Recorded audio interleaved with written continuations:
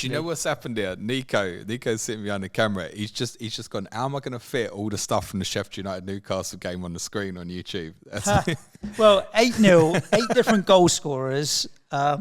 What do we just read into this that Sheffield United are garbage, or is there something to look into it with Newcastle? Because they've been a bit ropey, but they've gone and done the business, right? Manchester City went to Bramall Lane and came away with a 2-1. Yeah.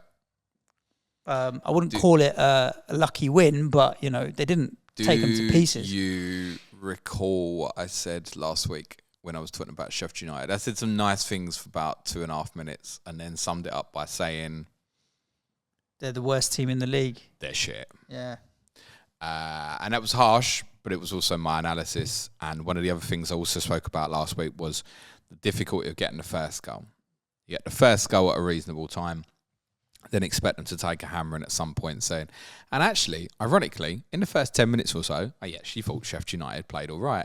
It did something quite interesting in the sense that, obviously, with McBurney out injured, they played more of a kind of a box shape in midfield with Hammer a little bit further on. Oliver Norwood come into the team, and McAtee played a little bit narrower as well. So they kind of had McAtee and Gustavo Hammer in support of Cameron Archer.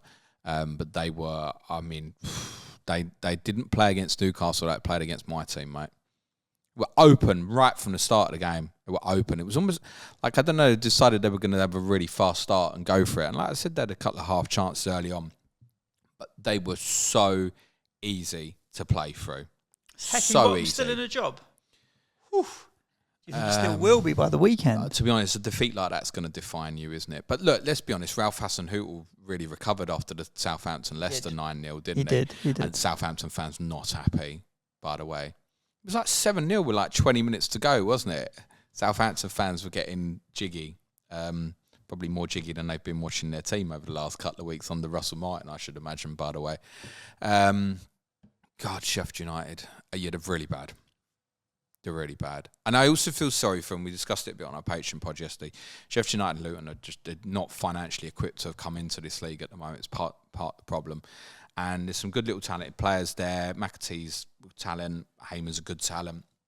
Vinicius Souza, I don't think, has had the impact anybody wanted, but not going to score enough goals. And defensively, they cannot play like they played in that game yesterday. And then their heads went at the end. Make no mistake, this could have been more than 8-0. Mm-hmm. It really, really could have been. From a Newcastle perspective, really impressive. It should be noted that the first goal is obviously fortuitous in the sense that it hits Gordon's hand. It feels like one of them that, by the law, is the right decision to allow the goal to stand, but I feel like we all feel a bit awkward about it. Yep. Like, he's got a direct advantage because the ball has hit his hand, and 100% it's clearly accidental. It's one of them, I just wish there'd be a bit of, that landed straight in his path because it hit his hand and they've scored from it. And we use a bit of common sense rather than defining everything by physics, if you will. But from there, they fell apart in the build up to what leads to the third goal, which Botman's goal. Jack Robinson easily could have been sent off for his tackle. They were just so easy, so easy to play through. It's the easiest game Newcastle will have all season. That said, brilliant from them, ruthless. Trips, it speaks for itself in terms of what he is, what he can be for you. The reason to say no to Trips would be because of what you want to do with other transfers. Otherwise, crack on, be my guest. Botman, Share, Burn. It's Share, Botman, Burn in the order of how they're priced in terms of who's the better assets and stuff. It probably, again, it comes down to your other players rather than, like, I'd rather play for Share than pay for Botman. It will get close enough where if Botman hits 4.8, which I think he probably will this week, actually, then Share at 5.0 you should be getting right. That's close enough. Share's better call now. Yep. You should pay the little extra. Anthony Gordon's really interesting. To be honest, because obviously Harvey Barnes went off injured early on. Once he came on the pitch, that really, really lifted Newcastle. Actually, really direct and confident in his running. His goal was a brilliantly well taken finish. He's 5'5", might be 5'6" now. Anthony Gordon. He is on 4 yellow cards. So there's just a caution on that. Is he a good asset with what Newcastle have got coming up fixture-wise and at his price that might be the difference that enables you something? Sure, for me right now, he would be a better call than, say, Douglas Luiz at this minute. But he's got 4 yellows, and you also do have a little bit of a rotation risk as well. But if Barnes' injury is bad, that rotation issue might not be there in the same way. He won't want to use Almiron on the left wing.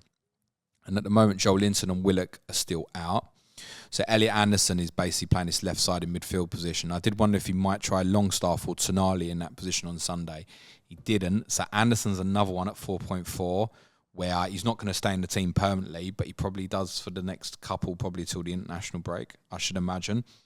If it enables you something, again, consider it. It's gone from... I'm looking there now with no Newcastle. I've bought Botman, but you're going, geez.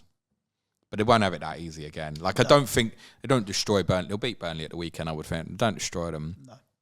Well, what do you think on possession? Like, Burnley will probably still have a little bit more of the ball, maybe. I would not be surprised if it's close possession-wise between the two. Extremely different challenge. And listen, if Burnley show the defensive naiveties that they showed against Tottenham, then Newcastle can do really well again. On Wilson Isak, most people were saying Wilson was going to play on Sunday. I didn't agree with that. Everybody else was right, not me. What it means for this coming week. Let's see. Shrug your shoulders, figure it out. Yeah. Let's see what the team is against Man City and maybe decide afterwards. My guess would be at the moment, Isak, I guess, will play Man City, and you probably would think now that Wilson would play again against Burnley. Number of interesting options there. I think Gordon, Anderson, if it enables the right thing for you, and if you haven't got a defensive one, you probably are going to want to be thinking about it, because there's others who've got one and now thinking, I want two. Yep. Well, look, it's Burnley at home. Is it yourselves away, I think? Yes. Which is difficult. Then it's Palace at home, and there's a few good more ones after that before they play Arsenal, which I want to say is game week 11, I think. Good.